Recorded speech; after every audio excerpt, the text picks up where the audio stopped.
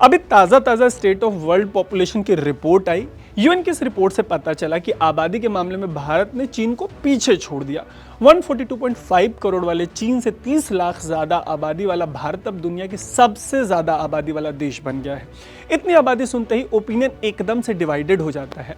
Divided इस मामले में कि क्या इतनी आबादी फायदे का सौदा है या नुकसान का, इसी का पता करने की कोशिश करेंगे इस स्टोरी में। लेकिन सबसे पहले ऐसी ही स्टोरीज के लिए आप अनकट को फेसबुक, यूट्यूब और इंस्टाग्राम पे फॉलो और सब्सक्राइब जरूर कर लीजिएगा। आपकी जानकारी के लिए सबसे पहली बात यह है कि भारत में पिछला सेंसस यानी जनगणना 2011 में हुई थी। जो सेंसस 10 साल बाद होना था वो पैंडेमिक से लेकर आम चुनाव की वजह से अब शायद 2024 या 25 में हो। ऐसे में पता कैसे चला कि भारत ने चीन को पीछे छोड़ दिया? दरअसल इसे पता लगाने के लिए यूएन ने भारत के सरकार का जो सरकारी डेटा होता है उसको इस्तेमाल करते हुए उसे एक्स्ट्रापोलेट किया और गणित के सहारे अंदाजा लगाते हुए बताया कि भारत की आबादी ने चीन की आबादी को पीछे छोड़ दिया है। अब बात करते हैं बढ़ती आबादी के फायदेमंद या नुकसानदायक होने के। आबादी के फायदेमंद या नुकसानदायक होने को लेकर पूरी दुनिया की तरह इंडिया में भी जो राय है वो बटी रही और इस पर भी जमकर राजनीति होती रही। इस राजनीति का नतीजा रहा कि 1991 में फॉरेन बिजनेसेस के लिए इंडिया का मार्केट ओपन किए जाने से पहले हर बात के लिए आबादी को कोसा जाता था। 1991 के लिबरलाइजेशन से पहले समाजवाद वाली राजनीति का दौर था। इस दौर में जब जनता को सरकारें पर्याप्त सुविधाएं, रोजगार और सरकारी स्कीमों का लाभ नहीं दे पाती थी तो इसका ठीकरा पहले से मौजूद और तेजी से बढ़ती आबादी पर फोड़ दिया जाता था। शायद ऐसी ही राजनीति का नतीजा था कि farmer prime minister Indira Gandhi ने 1975 में जब इमरजेंसी लगाई तो नसबंदी में अमानवीयता की सारी हदें पार कर दी गई। कहते हैं कि कांग्रेस की सरकार ने तब एक धर्म विशेष के लोगों को नसबंदी के थ्रू टारगेट किया था। बाद में जब इमरजेंसी हटी तो इससे जुड़ी तरह तरह की कहानियां सामने आई। इस बीच इंदिरा गांधी के बेटे और former prime minister Rajiv Gandhi की हत्या तक भारत में समाजवाद की राजनीति हावी रही।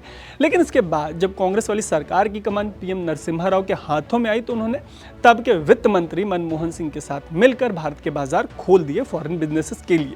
अच्छा, तब लिबरलाइजेशन का बहुत विरोध हुआ और बिना किसी बहस के इसके नुकसान भी हुए हैं। लेकिन इसी लिबरलाइजेशन ने भारत में एक बहुत बड़ा मजबूत मिडिल क्लास खड़ा किया। इसके साथ दुनिया को यह भी समझ आया कि भारत में टॉप टू बॉटम एक बहुत बड़ा मार्केट है और इन वजहों से तर्क ये दिया जाने लगा कि भारत की आबादी अभिशाप होने के बजाय एक वरदान है। एक और वरदान ये समझ आया कि इंडिया के पास स्किल्ड और अनस्किल्ड लेबर्स की खान है। अमेरिका, यूरोप और चीन समेत दुनिया की अहम इकोनॉमीज में बूढ़ी होती आबादी के बीच ऐसा वर्कफोर्स सच में किसी वरदान से कम नहीं माना जाता। इन स्किल्ड और अनस्किल्ड वर्कर्स की ताकत का अंदाजा आप ऐसे लगा सकते हैं कि शायद ही दुनिया का कोई कोना है इस दौर में जो इनसे अछूता रह गया हो। अब तो आलम यह है कि ऑस्ट्रेलिया से कनाडा और ब्रिटेन से यूरोप की जो यूनिवर्सिटीज़ हैं तमाम, वहाँ इंडियन स्टूडेंट्स का दबदबा तेज़ी से बढ़ रहा है। लेकिन जैसे कि मैंने आपको बताया, लिबरलाइजेशन से भारत में जो समृद्धि आई वो नीचे तक नहीं पहुँची। देश की एक बहुत बड़ी आबादी अभी भी बेहाली में रहने को मजबूर है। हालत ये कि 80 करोड़ लोगों को अभी भी फ्री में राशन की दरकार होती है। बावजूद इसके ज़बरदस्ती वाली नसबंदी और चीन की वन चाइल्ड पॉलिसी जो है, इनके फेल होने का जो एग्जाम्पल है उनसे भारत सीख ले सकता है। और जब भी पॉपुलेशन से जुड़ी कोई पॉलिसी या एक्ट बनाए तो एक बात ध्यान में रख सकता है कि आबादी के मामले में ज़ोर ज़बरदस्ती वाली पॉलिसीज़ और एक्ट्स सक्सेसफुल नहीं होते। इनके ऐसे सक्सेसफुल होने के एग्जाम्पल्स नहीं मिलते। सबसे बड़ी राहत की बात यह है कि भले ही इंडिया की आबादी ने चीन को पीछे छोड़ दिया हो, लेकिन आबादी बढ़ने की रफ्तार अपने आप धीमी पड़नी शुरू हो गई है। यह हम नहीं कह रहे बल्कि नरेंद्र मोदी सरकार का अपना डेटा कह रहा है।